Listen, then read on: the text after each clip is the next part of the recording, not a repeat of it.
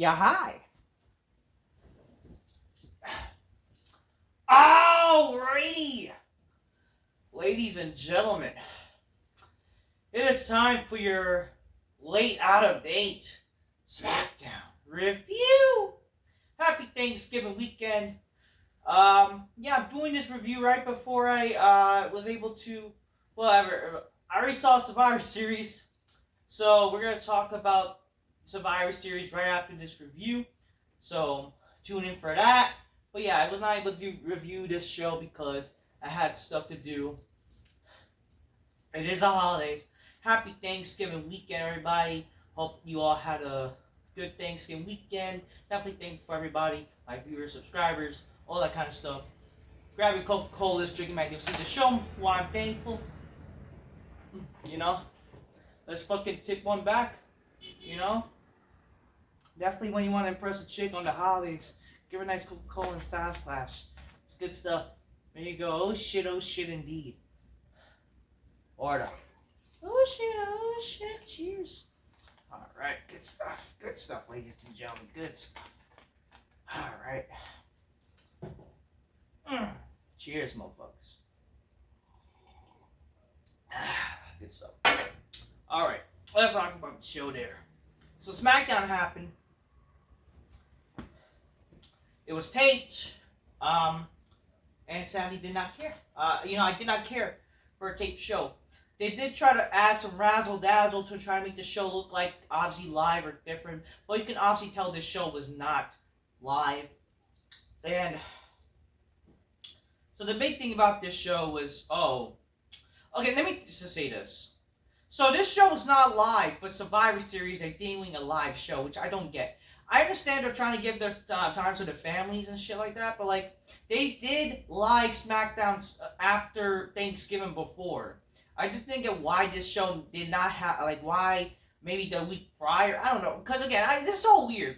You guys still have the Thursday off, and then you're going to have this show taped, but yeah, you're going to go on to have a pay-per-view on a Saturday. Like, this is my problem with their schedule. I think that's also the problem with WWE, their weird scheduling. You're doing a pay-per-view right after the holidays. Like, don't you think that's going to be the main problem? And honestly, like, there's really no need, like, again, there was no need to, like, not have this show taped. You know, it's not like it's on Thanksgiving. People still had to go to work on Fridays. You know, I do think, like, it's not a big problem if they were to have a live SmackDown somewhere in Toronto prior to the pay-per-view. You know what I mean? Just my opinion. It's not me supposed to sound like hurtful, like not care about the wrestlers, but it's like there's no, like, it just makes no sense in terms of the scheduling, and especially when your occupation is as a performer, you sign up to be a performer. I'm not saying to act like a machine. I will talk about this more so. Like, I have a video I filmed about the holiday scheduling. It's like, again, Thanksgiving, it's just weird, but like for the holidays, it's like, why even, like, they're freaking gonna be off. They're gonna now have a show on the 23rd of December, and even like the few days prior to the SmackDown on the 20th, when literally those days are not even the holidays yet. Like, those are actual, like, those are like no excuses to really need a holiday off. And again, it's kind of WWE's fault. Like, if they want to give the wrestlers a little bit of break, why are you doing a holiday tour? You know, why are you doing a holiday tour right after Thanksgiving? I mean, not Thanksgiving, Christmas. That's just what I have to say. Maybe that's like not the right scheduling in my own opinion. So, just my thoughts, for no honesty. But regardless, I understand, like, one day, but it's like, it's not like, I don't know. It's not trying to be impartial or bad. It's just if you really think about it, there was no real reason for them to have, like, not be live on a Friday night for SmackDown. You know? Because really, just, my God, what's worse than a regular SmackDown is a fucking stupid tape SmackDown. Let's be for real here. Because these tape shows, man, are really bad. Like, I understand they did tape shows in the past, but, like, god damn, these tape shows are fucking god-awful. They really are. Alright, let's talk about SmackDown there. So, SmackDown started with the War Games participant they get in a women's War Games, whatever. They all have a stupid promo off, and then eventually they brawl that no one really cares. First match, Shinsuke Nakamura. He has like weird remix song. He does have again another remix song. That's like I guess because this didn't work. So he has a remix song where like whatever, and then he beats Andrade because it's not his new heel run, even though he's been the same shit as a heel for like a year now. And then after match, Nakamura, LA Knight get into a little brawl where Nakamura end up spraying his black mist onto LA Knight because I guess green mists are bad or something. Like why is it black? I don't get it. Tommaso Ciampa says, I am not a loser, and I'm going to give you a week to fix things or else. I'm tired of your pressure with the Motor City or something. It's like, whatever. Second match, Cody Rhodes defeats Carmelo Hayes. Carmelo is like, oh, you know, I don't miss, bro. I mean, shit. And then, like, yeah, Cody eventually wins. We do see a video package, by the way, of Kevin Owens. He does have a video package of Kevin Owens, and it shows like why he has a problem with Cody Rhodes, and we see all the times where the Bloodline almost ended his career. So it makes sense for him is anger or whatever, but it's like, oh, you know how dare Cody, and you're gonna pay a Saturday night main event. So again, before this video was filmed, again I watched Survivor Series. Survivor Series happened by the time this video uploads or I'm reviewing it. So they didn't have Cody Rhodes on the show, on Survivor Series, which, again, the WWE Champion, this big match that happened this past year is not going to be on the last pay-per-view of the year, the last show. Again, it's the last pay-per-view of the year. And he's not on the fucking show. Like, if I was booking the show, honestly, like, I don't see how they couldn't at least do something with Cody Rhodes and Kevin Owens on the show to lead the Saturday Night Main Event. Or heck, you know, if they wanted to keep up with the idea of traditional Survivor Series, why not they have like a Team Cody versus Team Kevin Owens match? And then I would have done Cody Rhodes. Maybe he teams up with Seth Rollins. Also, they're on their Team Orton, who comes back just in time for this, maybe, you know. Or if they can't have Orton because they want to try to sell his injury, whatever. But, I mean, that would have been fine. They could also have maybe like LA Knight in the team. Maybe it could be a 4-on-4 tag instead of just a 5-on-5. And then they face the other team, which is you know, Kevin Owens, maybe Bronson Reed, instead of being, again, because in my opinion, it would have been better if Bronson Reed was to be in this idea of the match. Like, I would have liked it, again, if The Rock was just come out of nowhere to be part of the men's War Games match, would have been cool. But again, regardless, whatever, that's beside the point.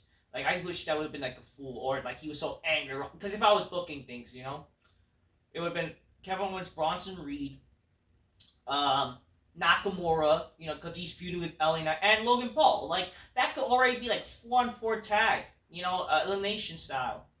That to me would be already enough for something. You know, I would have been totally fine with that. I think that would have been good. Owens' team wins. They get like some stakes, like, oh, they win opportunities, you know? They win opportunities from the other team. I think that would be a way better show. That would have done things better. I do think so. But regardless, whatever, what's done is done. It just sucks what they did. I don't know. It just doesn't make any sense to me. Like, really, Cody Rhodes, the main champion, he's not going to be on the fucking show. What does that tell you about the... I don't know. What does that tell you about his reign? So we see a sit-down meetup with Roman Reigns and CM Punk. This was a cinematic promo or cinematic face-off. I'm going to tell you why I'm not a fan of this type of setup. The reason being is you're literally making your show look fake with this. You know, wrestling is supposed to look real. It's supposed to look like it's actually happening. You're making this look fake than it needs to be. Like, I understand it's maybe cool and all to people, and I get it if you find this cool. I'm not saying this was bad. It doesn't look real, and this is not what you should be doing on a wrestling show. You don't see UFC does stuff like this. It's an example. Obviously, UFC is real, but like, again, the idea is WWE is supposed to look real. Supposed to look like this is actually a fucking, you know, these people want to kill each other. They actually fight each other, you know, because again, it's a scripted show, but it's supposed to look real. I don't like it how they did this. I would have liked it like again if you saw like if you saw like promos like this like they had these promos in the back a dark room. You didn't see when Paul Heyman had a sit down with the Undertaker. Like the Undertaker did like as a dead man, or even Biker Taker when he was like signing a contract with Brock Lesnar, or when he was signing a contract to face somebody. He didn't do stuff like that where like he was in a cinematic promo. Like to me that just looked again. This simplicity is enough. The simplicity of this dark area, this dark room, just in the moment, it makes sense to make it look real. Like having this music and trying to look again. This is not a movie. This is supposed to be a live show. Live is happening. You're just making it look fake than ever. It's to me, it does not make any sense. Take out of the world of wrestling to me. So I did not like that. But I'm not saying what they said were wrong. I like what they were saying. Again, it was still not bad. It just like, it just to me, it took me out of the world of realism to me. So CM Punk, so Paul Heyman has a sit down room. CM Punk shows up late, because what is it? I had stuff to do, but I'm here. And then Roman says, "It's better you show up late." Yeah. Hold on a second, ladies and gentlemen. I'm trying to get the. Hold on a second. Just when I was gonna get just read what they said. But yeah, that's basically what. Hurry up, come on. Trying to get the results. Hold on a second, ladies and gentlemen.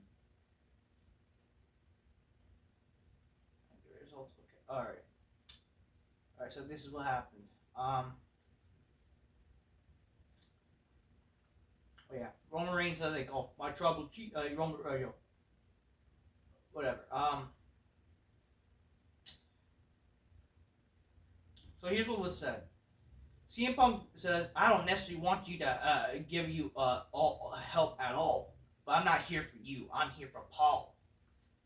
And then, I don't like you, and I don't want to be your team at tomorrow night War Games." It says, "Oh yeah, no, I'm sorry." Roman then says, "I don't like you, and I don't want you to team up with you at tomorrow War Games." They're already like going at each other. Like there's tension between the both of them. Roman's not your typical babyface, far from it. Basically, he still kind of acts like the tribal chief, but except he's a babyface now. Paul Heyman then says, "Roman, without Punk's help, we're done against Solo. Punk, if we don't take down Solo, they're gonna go after you next. Only Solo knows you're the problem." Punk then says, "Divided, we both failed to them. United, we survive." So then, like basically, they agree that they're gonna unite, but that nothing for one time only. Blah blah blah. But after the match, they're like, yeah. So they agree to be on the same side. They'll help each other win. Punk says the only team because what they did to Paul after War Games, and if one wants to stand down again, they can have another conversation. But then Roman Reigns asks like, "Oh, what's the favor?" Like because like there's like a favor for like Punk has asked for one favor from him, whatever. And then it says, "My tribal chief, let's get through War Games tomorrow night. Then we'll have all the time in the world to talk." So I don't hate this. Again, I do think it just looked fake. That was my main complaint. But my problem with this is like, why is already Paul Heyman seem to be good terms with Roman Reigns? Like after they should have at least give us a moment, like have them unite. That would be nice to see them unite. Like finally they're together again, and it's like, "Oh, what happened when I called you?" type of shit. Like it would have been nice. I feel like this was all too rushed. And it was also too rushed with what they did with Roman and Sammy. Like already like they're buddies again. It's just like, what the fuck are they doing? It just, to me, this is all rushed, right? But whatever. That's what happened. Anyways, Lash Legend replaces Jade Cargill in this freaking Women's United States Championship tournament match, which is triple threat garbage. This could have been a one-on-one, but whatever. But yeah, freaking Michigan defeats Piper Niven and Lash Legend Basically, you take out one Jade Cargills, you get the other rip off. It was a lame knockoff, really. Yeah. And yeah, the main event, Jacob Fatu defeats main event Jey Uso to give the Bloodline the advantage for War Games, which was pretty. Again, people kind of knew this is pretty predictable. Um, Again, like we were like, oh, but like I don't know, man. It just is very predictable because it's always the heel. I understand that Bianca defeated Nia Jax this past week to get the advantage, and maybe that'd be weird. But again, like War Game. That's the problem with War Games. It only really works. A match like that only works if like the heel gets the advantage, but it's so predictable. They gotta do stuff where like if the baby faces get the advantage, they gotta make it look like something, you know. Well, whatever. That was SmackDown. SmackDown, though, was very boring. The main event, to me, did not really care much, because, again, it's like, whatever. Basically, a little preview for the match was like, I didn't really care. It was not terrible, but I didn't really care for it. But yeah, overall, the show was just nothing to care for. Definitely not worth watching. It just, like, it doesn't also feel like that old school Thanksgiving SmackDown stuff. Like, if you've seen like WWE back in the day, they used to do fun stuff during Thanksgiving. They would make the show a little fun, not only around Thanksgiving inspired, but they would try to also contribute storylines, and we would get some fucking hardcore shit. It would be fucking exciting. I'm not saying they need to do a fucking Thanksgiving street fight or whatever, but it's like, god damn, like, because that would be lame. But whatever. I mean, heck, obviously a pudding match would be kind of funny. I don't know, but just like something fun, like I just want the days of when they did Thanksgiving SmackDowns from, back in like again the '90s and the early 2000s again. That's what would be fucking awesome, but whatever. So yeah, this show did not feel like also like the Thanksgiving type of SmackDown. It just felt like again a pre-tape show. That's also another thing about this show. It just didn't feel like a Thanksgiving-ish SmackDown where like not only like something spent holiday cheer, they did not freaking feel like much. I'm not saying that this show did not advance some stories. It advanced a little story with Punk and Roman, which was the only decent thing that happened on the show. But this show was just very boring to watch. Didn't feel the love from the show because it was taped garbage for most part. That's what I'm done gotta say. Until next time, peace. Yeah, bye. Happy Thanksgiving weekend. Stay tuned for my Survivor Series review, people. Take care. Oh shit! About to fall. All right. Till next time. Peace. Yeah, bye.